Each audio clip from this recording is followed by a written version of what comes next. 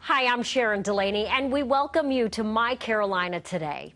You know, you can't avoid it. On television, on the cover of all those magazines at the grocery stores, I'm talking about Tiger Woods and the drama and public demise of his marriage. It seemed we were all hearing about it, and another new mistress popping up each day.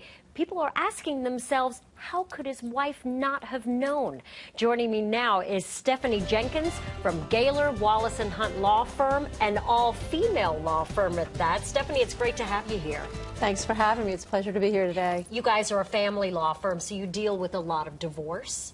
We do. Our firm is almost exclusively devoted to the practice of family law. Okay. So let's talk about, you actually have a top 10 list of clues or signs that your spouse may be on the down low on you.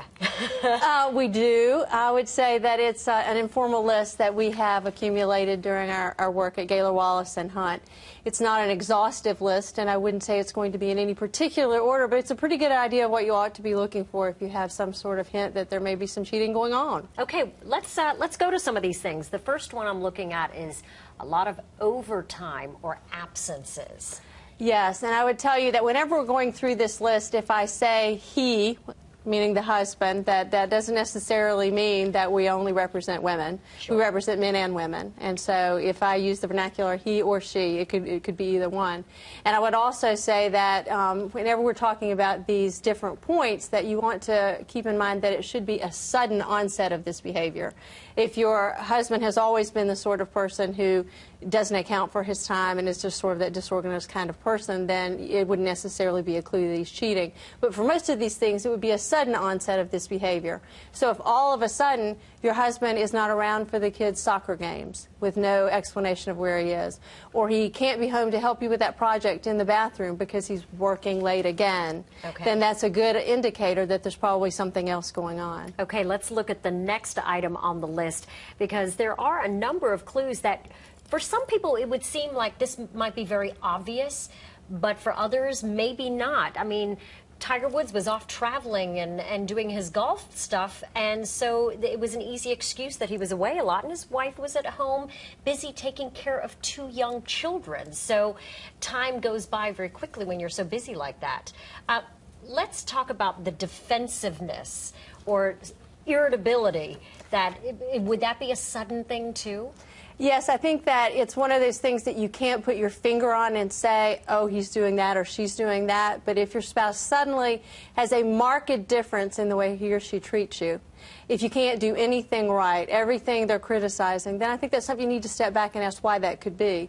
It could be that he or she is using that as an excuse to legitimate their own behavior. Okay. I wouldn't be doing that if she weren't that kind of wife. Got it. Okay. Now, of course, some of the very obvious physical things would be a change in the bedroom. Change in the bedroom, that's another one of the indicators. A decrease or a difference in sex drive or your sex life. If all of a sudden your spouse is not interested in sex with you or used to kiss you, have eye contact with you, and just won't do that anymore, I would start to wonder why that is. And this is the time where you start asking questions. Well, you may or may not want to ask questions until you've built up what you believe to be your case. And I hate to sound like a lawyer, but sometimes you may want to just observe, sit back, look, see how things are before you start asking a lot of questions, because then you're going to heighten the defensiveness that we've already talked about. Okay.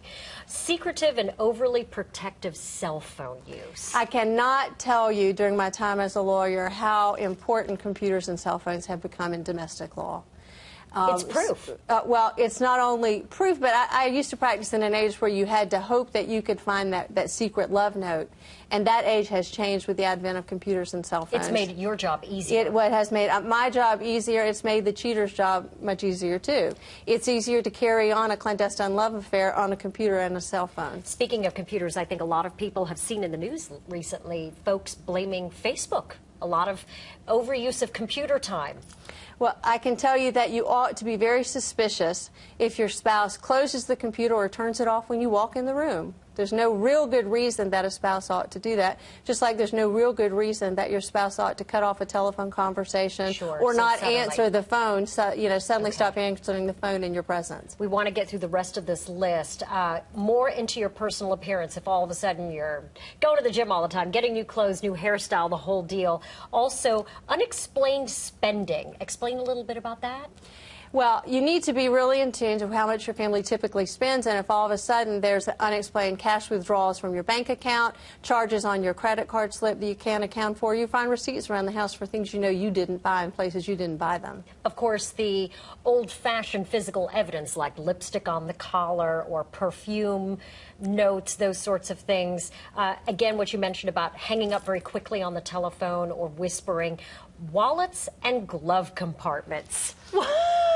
Again, this goes back to maybe some of the more obvious places that you want to look, but you need to be aware of everything. If you really have a gut feeling that something's going on, don't be afraid to look in the glove compartment. You might, again, find some of those credit cards, receipts, addresses. Same thing is true with wallets. I'm not advocating that spouses on a daily basis go through those sorts of things, but if you have a gut feeling that something's going on, you need to check it out. Follow your instincts. Absolutely. All right, Stephanie, thank you so much. Great tips for us this morning. We look forward to learning more. Okay, thank you.